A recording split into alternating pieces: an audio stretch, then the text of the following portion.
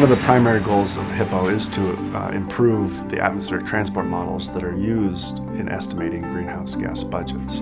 The models do not have very much data on how constituents in the air travel up and down or laterally, because most of the measurements that support the models, they are taken at the surface.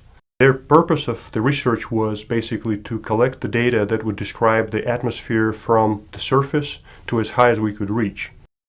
And we're able to do that because we have an aircraft, the National Science Foundation Gulfstream 5. It is a fairly new way of contributing data to the global climate models.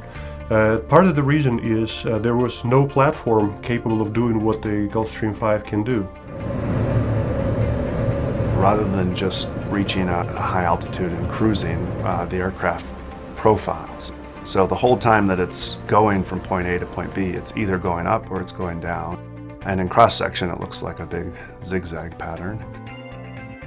We're essentially flying around with a giant laboratory stuffed full of instruments. The types of instruments that the aircraft fly tend to either be chemical instruments or aerosol instruments, which sit out on a pod on the wing. They become a much more reliable source for information on climate prediction and climate change. We're going from Boulder, Colorado to Anchorage, Alaska. And then from Anchorage, Alaska, we do an out and back to close to the North Pole. On the next flight, we go to Hawaii. And then from Hawaii, we go typically either to American Samoa or the Cook Islands. The next flight is to Christchurch, New Zealand. And then from Christchurch, New Zealand, we do an out and back flight to as far south as we can get. This mission covered the entire globe in the course of 3 weeks.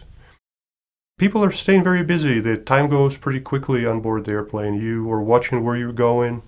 You are taking notes of what you're seeing outside. You're taking lots of pictures.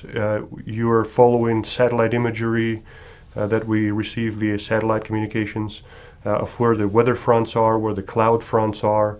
We try to coordinate with the scientists and the pilots at which altitude we want to stay for longer. Definitely many things to remember that when you're flying, and I think some of the most dramatic things are in the Arctic. When you fly 500 feet or 300 feet over the breaking Arctic Ocean ice, that is a view that I don't think too many people on the planet get to see. People don't know that places like that exist. The global scale now is the buzzword in the research community. Everybody wants to know what's going on with this little round thing, you know, that we're all sitting on.